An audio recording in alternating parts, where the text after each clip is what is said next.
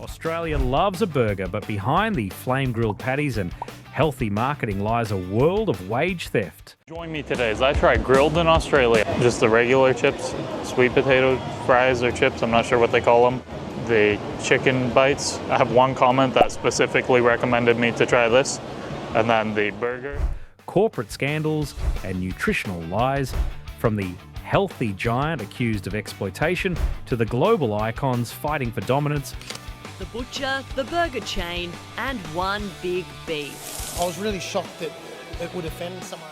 We're peeling back the buns.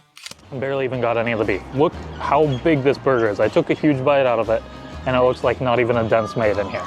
Join me today as I try Andrew's Hamburgers in Albert Park, Melbourne. This is the Australian burger industry exposed. 1. Grilled, the healthy empire built on controversy.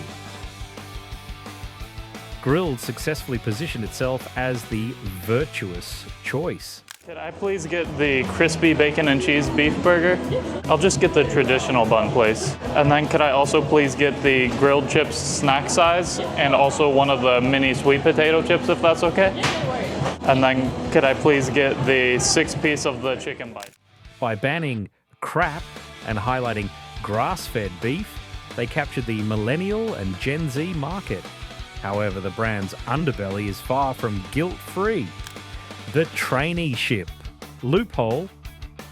The biggest exposure for grilled came through investigations into its labour practices. For years, grilled utilised government-subsidised traineeships. While presented as career development, critics and former staff alleged it was a mechanism to pay workers below award wages. In some cases, employees were reportedly paid as little as $18 an hour. One of Australia's most popular burger chains is accused of exploiting thousands of young workers using taxpayer-subsidised traineeships and loopholes in its enterprise agreement. For what was essentially standard hospitality work under the guise of training for a certificate they never truly needed. Nutritional smoke and mirrors. While grilled markets itself as health food, a deep dive into their nutritional menu reveals that some of their specialty burgers contain more calories and sodium than a double quarter pounder. The low-carb super bun is a marketing masterstroke, but when paired with their famous rosemary chips, which are deep fried and heavily salted, the health benefit becomes negligible. It's definitely rosemary. Unless I'm crazy. Don't skip ahead. The last burger is one we all grew up eating, and the truth surprised me.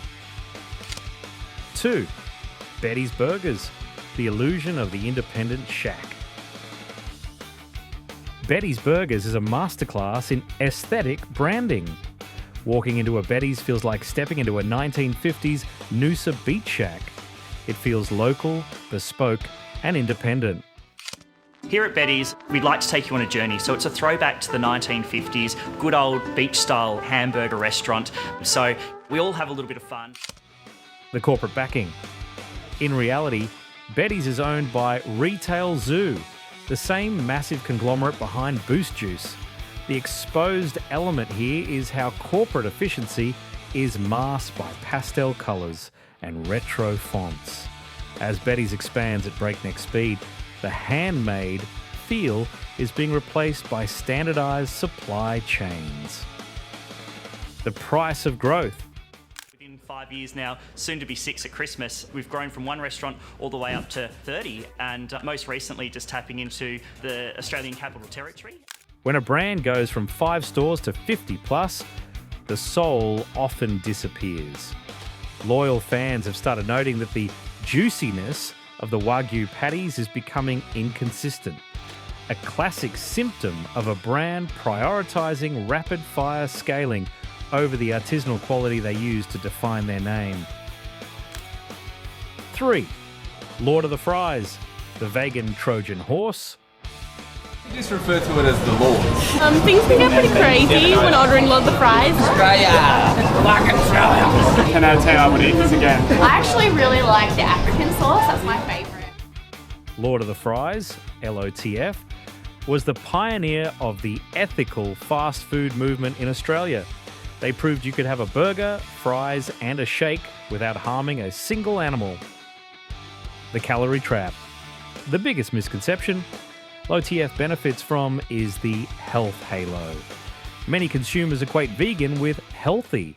Chips with the Parisian sauce. I've always been an African sauce man from day one.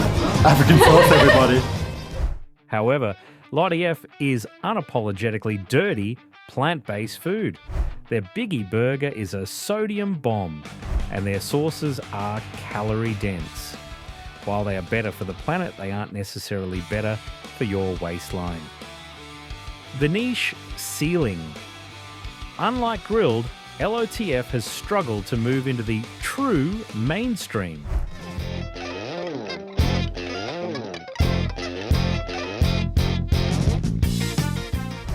Their exposure lies in their pricing.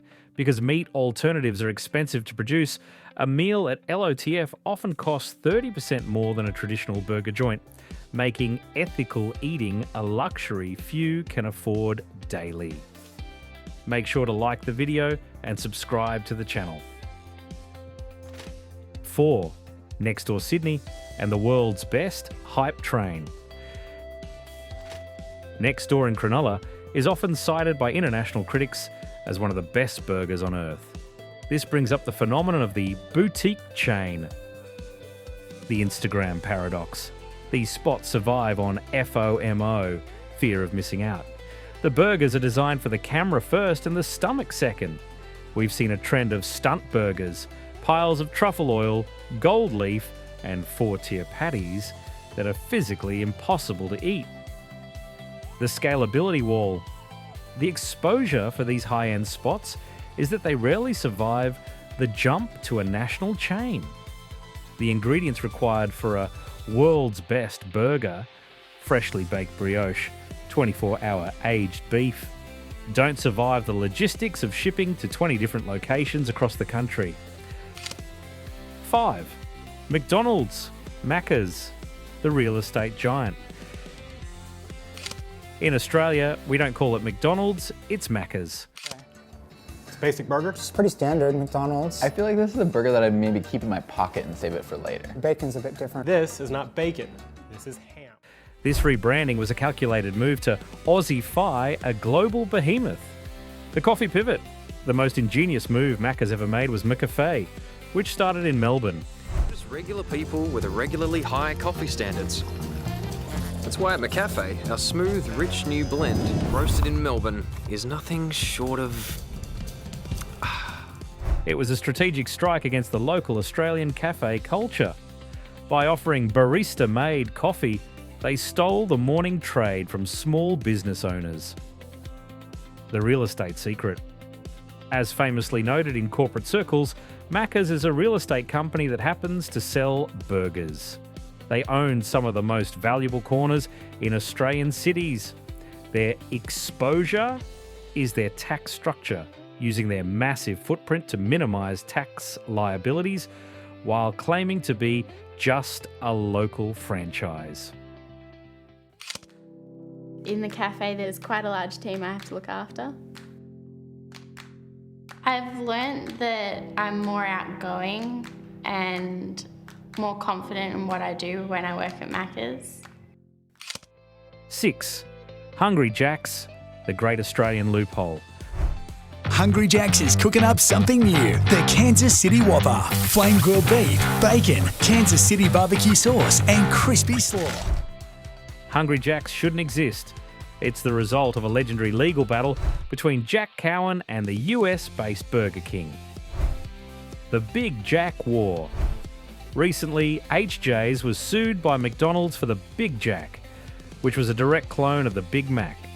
In a year Fearful of political divisiveness, there was one attack ad I did not expect. An Aussie brand taking a swing at McDonald's and the Big Mac.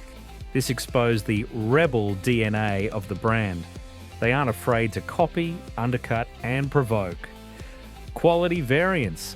The biggest complaint against HJ's is the Lotto experience.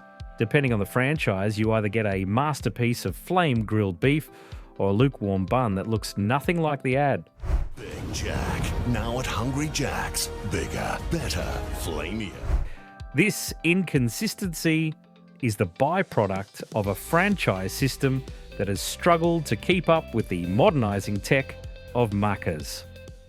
Someone's suing Hungry Jack's. They reckon Aussies are confusing the Big Jack with some American burger, but the Big Jack's clearly bigger with 25% more Aussie beef, flame grilled with a barbecue taste. And you can only get the Big Jack at Hungry Jack's. The burgers are better.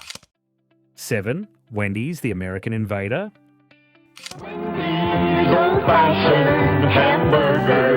Rising to become the world's third largest burger chain with its signature square patties and frosty frozen desserts.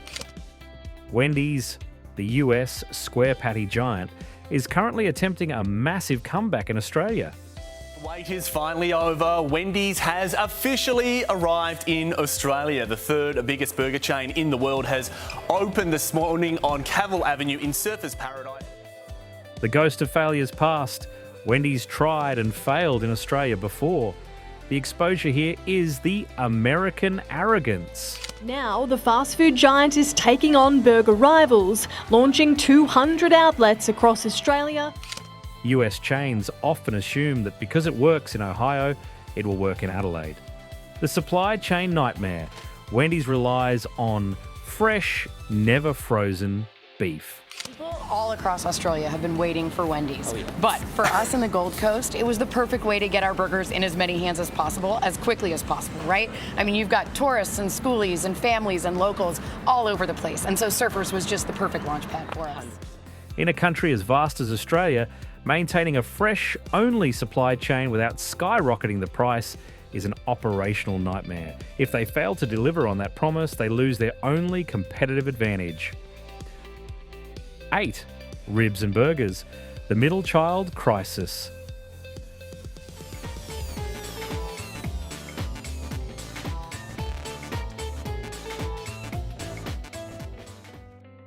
Ribs and burgers sits in the fast casual gap.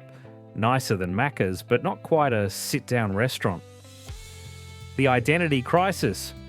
By trying to do everything, ribs, burgers, steaks, salads, they often master nothing. In recent years, consumers have noted a shrinkflation trend here.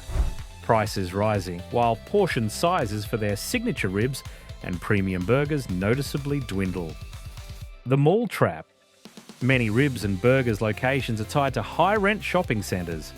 This forces them to prioritise high turnover, which often leads to rushed cooking.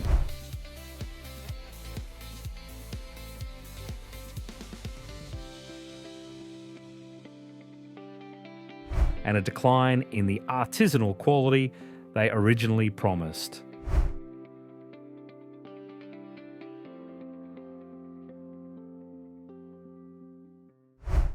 Nine. The ghost kitchen pandemic.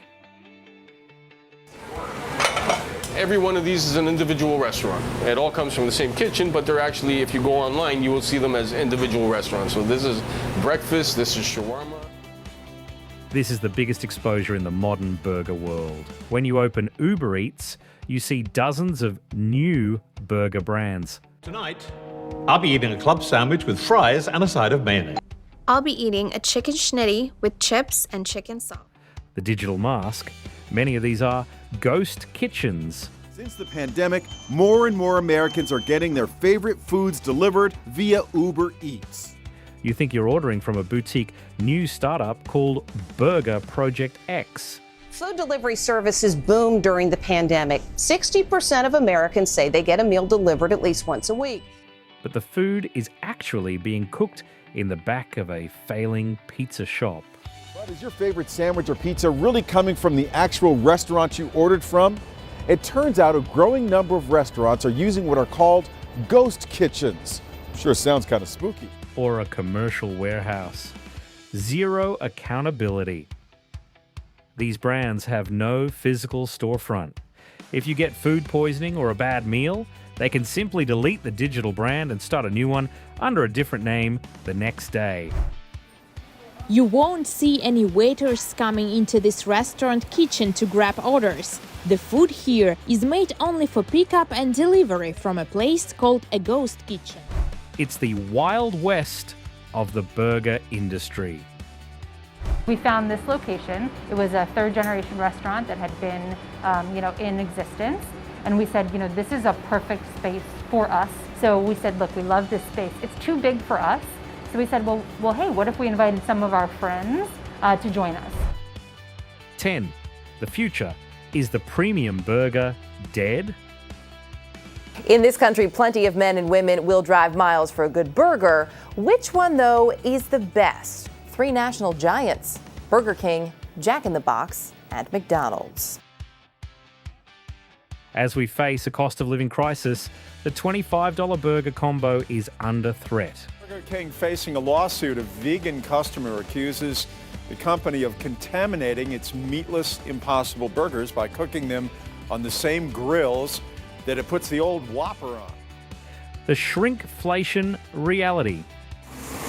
Most chains have a problem just training staff on one concept or one simple menu, so to have 15 or 20 and having that consistency and getting the right staff and the right people, we're doing very well with it so far, but that's the only major obstacle. We are seeing patty thinning, where chains reduce the weight of the meat by 10 to 15 grams. It's unnoticeable to the eye, but massive for the bottom line. The value war. The industry is circling back to the value menu. Our investigation found over 100 ghost kitchens listed on Uber Eats. The era of the $30 truffle Wagyu burger is fading. There's no transparency. You really don't know who's preparing your food. Replaced by a desperate scramble to offer $10 bundles just to keep foot traffic alive. So, here's your Wagyu burger. Now, in there you've got 100% British Wagyu beef, mouth-watering. The Australian burger scene is a battlefield of marketing versus reality. It also seeks an injunction requiring Burger King to plainly disclose Impossible Whoppers and regular burgers that are cooked on the same grills. Burger King declined comment on this issue. We want to believe our burgers are healthy, local, and ethical, but usually we're just buying into a very well-funded corporate story. Let us know your burger of choice in the comments.